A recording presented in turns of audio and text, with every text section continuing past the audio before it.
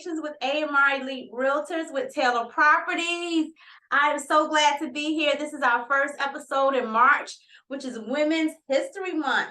So it's always perfect to have a woman here with us for the beginning of March. We have Miss Carrie Webster of CSW Solutions with us here today. So I love Women's History Month for one, because it's all about us. But also in March, it is Kidney Cancer Awareness Month. I have to say that. I always honor everyone when it comes to kidney cancer survivors, persons that have passed away and everything. And I just want to make sure that everyone goes and get their kidneys checked. Okay? I also wanted to do a shout out to Miss Mashana Perry. She's the young lady that started our Coffee and Conversations. She's doing well at home. She's getting better day by day. Just continue to keep her in your prayers. And Miss Juanita Winky Kennedy, she was, a little unable to be with us this morning, but she's in our prayers as well. So let's get Coffee and Conversation started. Thank you so much for having me. You're very welcome. You're very welcome. I'm happy to have you. I'm happy that you're here. So can you tell us about your company and the services that you offer? So I started my tax company. It's called CSW Business and Tax Solutions, LLC, this last year. And I started the company as just a way to start helping people be able to understand their tax situations better.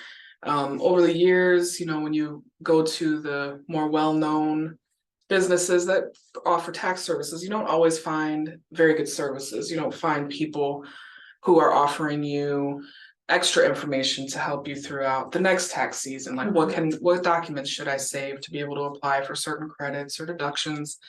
And I just see like a need for that. So I started going through the process to become registered with the IRS to be able to do taxes. And then Maryland itself has their own requirements. You have to be certified in Maryland to actually provide tax services. So I did that. And like I said, I just want to be able to provide services to people that will help them understand their tax situation better, help them get credits and deductions they may not know about or may not have ever been asked about when they go to a regular tax service.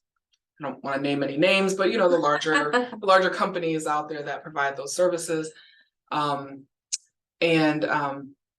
apologies. No problem. I had a thought.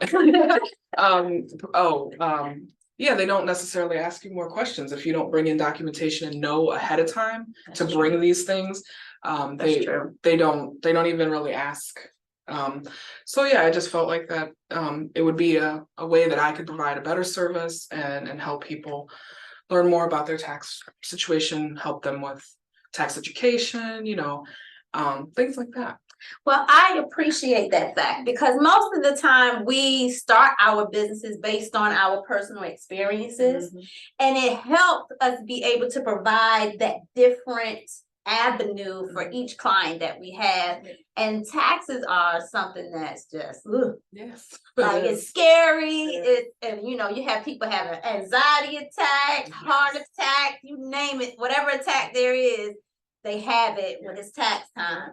So you never know. You're right. You never know what materials you need to bring or what things could be used as a tax write-off. So can you give us some of the secrets, if you could, of what items in our home can be written off? Because I've heard, now tell me if I'm wrong, because I used to say this. So there was this company that you could start in your home for $10. So I used to tell everybody, hey, join that company and make that room an office so you can have a tax write-off. Is that true? It is, to a degree. There are some stipulations. The room would have to be something that you use exclusively for the business, and you have to use it regularly. Not just, I have this business and I'm using it as a way to write off a portion of my home. Okay. But yes, you can. And up to 300 square feet of your home you can claim. And the IRS has actually done some kind of cool things with how you can claim that deduction. Instead of having, you can still claim portion of your energy bills, any of your utility bills, internet services, obviously office supplies, office furniture, all of those things. But they have another option where if you don't want to go figuring out all of your utilities, the portion of your utilities to write off, I believe it is $5 per square foot, Oh, up to okay. 300 square feet, that you can just have like a straight line deduction. And you would still be able to claim office furniture and things like that. But as far as like the home itself and the utilities that would be used through your business, you can do a straight line deduction versus itemizing each of those things. And that's good to know because, you know, when you're working out of your home office, you are paying for, you know, the heat, the air, the electricity, the internet, all of those things are part of what you're using for your business. And I also, how about this? I found out that you can also write off your lawn maintenance. Oh, I will have to look into that. I Yes, didn't know that. I've heard you can write off your lawn maintenance because your home office is there. So it's like the beautification of your office area. So if you have someone that, you know, especially if you're taking clients and everything into your office, then you can write off your lawn care. So this is a good thing to know right now, especially if you have not already done your taxes. And you can file amendments. If you find out there's tax deductions out there that you didn't claim, you can always go back to your tax professional and file an amendment, or see me and I can help you. You saw this, I did that. Yeah. So what are some pointers that you can share with homeowners about getting the documentation prepared for the taxes? So there's many things. I have a couple different ideas on that. One, if you don't have like self-employment income or a business in your home, it's a little easier because there's going to be less things that you would claim as a deduction. Right. But you should keep excellent documentation. You know, if keep obviously your mortgage statements, because you can write off your mortgage interest. You can write off property taxes, keep your property tax statements and the payment that you made towards them. So I have a quick question. So the mortgage interest, that was very interesting you said that. So you said keep your statements. I know at the end of the year, most banks will send you the interest statement, but now it's gotten to the point everything's online, or, you know, sometimes you can't get into that account and you're like, I gotta get my taxes in. How do you use just the mortgage statements? Can they just, you know, if you give it to the tax preparer, they'll look at it and get what the interest is off of that, or? Yeah, we could add up each month's amount. She's a special tax person, because I'm going to say this because, you know, they might come after me, but I know a lot of tax preparers that are not going to sit there and add all of that up. So that's good if you can't, because I didn't know that you could. I thought you had to have just that interest statement. You should have that. Right. But that's why I'm saying, if you keep good documentation throughout the year for all of your monthly things, there are ways that a good tax professional can help you find out those things. Because sometimes you have most of your documentation and you might be missing one or two things and you're like, I don't really want to wait for this, you know, to come. I want to file my taxes now. And so some tax professionals may not file your taxes at all if you don't have that statement, but there are ways that you can work around that. Yeah, because I always tell my first homeowners too to make sure that they keep their, it's called an ALTA now, it used to be called a HUD, but the ALTA, because they're going to need that for taxes to show that they just purchased a home that tax year. You might not get your interest for that first year, but the next year is when you should start being able to use your interest for your taxes, correct? I did not know that, so I will have to look into that. Yeah. Yeah. Yes. I was gonna say a couple other things that people may not know that they can write off on their taxes when it comes to selling their home, or just whether it's business related in your home or it's your own home and not operating a business out of it. But if you have casualty losses, if there was a large disaster, environmental disaster, or things like that, you can write off the losses from that. And then if they like if you had to go stay in a hotel, those kind of things would be items you can write off. If you had to replace clothing and replacing furniture, all of that stuff. Usually your homeowners so sorry. Homeowners insurance sorry, will cover the cost of it, but you're probably still going to have some expenses that you end up incurring out of that situation. If you owned a home and sold it, and you had to have owned it for 2 of the last 5 years, if you sold it and you were single and you made $250,000 in profit, or if you're married, filing jointly and made $500,000 in profit, there are no taxes on that. That is income in your pockets that you don't have to claim on your taxes. That's excellent. And there were a lot of people that made about 250,000, but were they single? I don't know. Yes. And then have you made any energy efficient improvements? There are often tax credits for that. So solar panels? Yeah, solar panels. That's the one I could think of. I think water heaters. I think if you get the energy efficient water heaters and things like that, those are also, I believe, those qualify. Okay. Boats and RVs that they are physically able to be lived on or in, those count as mortgage interest too, if you're paying interest on it. Wow. Yep. So you can have a home and you can have the yacht that you live on for a certain amount of time that you're paying a mortgage on and claim the interest on both. I want to get there one day. Yes. I'm not there yet. I don't have a yacht yet. But when I get my yacht, I know who's going to do my taxes. And as a caveat for anyone who is watching this who may be in a much higher tax bracket, if you fall into the alternative minimum tax, you don't qualify for that. So our apologies for that, but okay. often there are caveats to all of the different deductions and credits you can take, but this one especially, if you have 3-4 yachts, if you've got 2-3 RVs and a couple homes, you probably don't qualify. Oh wow. Okay, so I have to have just one yacht, one house. That's good enough. If you're selling your home, and you may know this, if you're selling your home, you can actually write off advertising, title insurance, certain types of home improvements that were made in preparation for selling. Yes, what was that? I'm so sorry. Selling, preparation selling. Oh yeah, and then I talked about the 250 or 500,000 profit. That's good information. Now, selling your home and advertising it, that would be if you were doing it for sale by owner. But if you're using the great realtors at AMR Elite Realtors, will handle that. Oh. But yes, that is great information. Yeah, you can write off. Right, I can. Yes. I can.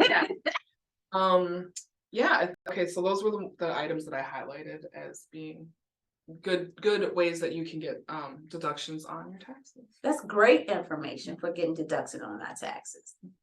And I know this wasn't part of something we had discussed, but I do actually have some pretty interesting information about some bills that are being proposed right now. Oh, okay. And I don't know how much people have paid attention over the years, but in 2008, there was a first-time homebuyers credit that you could earn. Right. And in 2008, they required that it was a loan and you paid it back over 15 years. Then in 2009 and 10, they did not create it as a loan anymore. It was just income that you got from the government as like a perk and like trying to kind of fix the housing crisis that happened. Right. But now there are 2 bills that are going through Congress right now. One is the first-time homebuyers bill, and it's not law yet. But if you purchased your home anywhere between, I believe it was like the end of December 2020, up till now, when they passed this bill, you can qualify. Obviously, if you meet certain criteria, you can qualify for up to $15,000 in a first-time homebuyers credit, and you would file an amended return with your tax professional or me, and then you would get that credit pretty much immediately. Like as soon as they process the return, you would get it. Like I said, it's not in law yet, but it. So what do we have to do to advocate for that law? Oh man, we need to advocate for that law for our first-time home buyer. I would assume we need to call our congressmen, right. our senators. That's excellent though. So they will automatically get $15,000 back. And most first-time home buyers in the past market that bought during that time frame put $15,000 or more into the purchase. Yes. So that's excellent that you get to get $15,000 back. So please talk to your tax professional or Ms. Webster about that so that you can get that done. Yes. Once it becomes law. So right. So if one person does your taxes, can you go to someone else to amend them? Yes. Oh, Absolutely. okay, that's good to know. And then there is going to be an inflationary accounting for the future years. So Okay. 2021 was actually 15,000 when the bill passes. The proposal is 2022 will be 15,750. Oh. 2023, the proposal is 16,538. 2024, the max would be 17,364. And then 2025 was the last that they had budgeted in this bill, is 18,233. And I assume 2020, they're trying to make this a permanent bill. So where the 2008 one, it was only 2008, 9, and 10. But this one they're trying to make permanent. So That's good. That's great information. and then the second one, oh, let me give a couple caveats. Okay. If you were to sell your home within the first 4 years of purchase, there is the requirement that you would have to pay back a portion. So in the first year, it'd be 100%, second year, 75, third year, 50, and the fourth year, 25. So if you own it for more than the 4 years, like go into the fifth year, and then sell your home, you don't have to pay any of that back. And then the other tax benefits that that are being proposed alongside this bill is the Down Payment Toward Equity Act. And that bill proposes to pay people $25,000 to help you with your eligible closing costs, taxes, interest. Wow. You would have to qualify, and they're looking for low to middle income people who would normally just end up renting. They want to really encourage people to be able to purchase. Mm-hmm. Wow. Okay. Yes. And that's great information. yeah. That's great information. Thank you. So I am so happy you were here today because I think I've learned some things as well. I have some things to look into too. Yeah. You know, taxes are huge. There's not any tax professional, unless they've been doing it for a very long time, knows everything, right? Everything. But it changes every year. It's always something every year. So it's really hard to keep up with all the tax laws. Even when, someone comes to me as a realtor and they say, hey, can I do this on my taxes? I don't know. I need you to call Ms. Webster because that's not my specialty. But my specialty is to get you in front of the proper people to get the answers that you need. So that's why we have her here today, especially with it being tax time. There are a lot of people that purchased within the last market that they were like I said, they came out of pocket with a lot of money. They came out of pocket over the asking price and things like that. So now they're just trying to figure out, how can I recoup my money? Is there a way I can recoup my money? And then to know that they have the $25,000 thing that's about to happen, which I need that information before she leaves from here today, so that I can make sure that my clients are able to benefit from that $25,000 to purchase, because renting is crazy right now. So it is a good initiative to try to get people to purchase, because this renting, landlords, I'm sure landlords hate me, but it's a lot. It's a lot. So now, with all of this great information that you shared with us today, I want to know, how do we get in touch with you? What's your information? Well, if you want to get in touch with me, I will, on the link, I will also make sure I provide all of these items so that it's easy for you to click. But my website is cmwsolutions.com. I have a mobile app on the App Store for Apple and for Google Play that you can download. It is CMW Business and Tax Solutions, LLC. My phone number is 301-888-6844. And I am, at this time, and probably every year, I'll try to find different and various promotions, but I have 2 different promotions that I'm offering right now. And one is a referral fee. Anyone who refers someone to me and they file their taxes, I will give that person who referred them a $50 gift card or $50 in a check. And then I also have a 3-day, 2-night hotel voucher that is all across. You can use the hotel all across the states. And there are some requirements in there, but it's an awesome program to be able to offer to your clients. That's great. That's great. So her information that she just shared with us, it will be on my website at www.amrelite.com. It will be posted on the Facebook page as well, so that you can get to it. So the video is here on Facebook. It's also on our YouTube page. and Miss Webster will be sharing it on her personal platforms as well. I do thank you so very much for being here with us today. And I just want everyone to know, if you're looking for great realtors, great tax preparers, you can find us here at AMR Elite Realtors. On Saturday, March the 11th, we'll be hosting a home buyer information seminar. So if you're interested in participating or attending,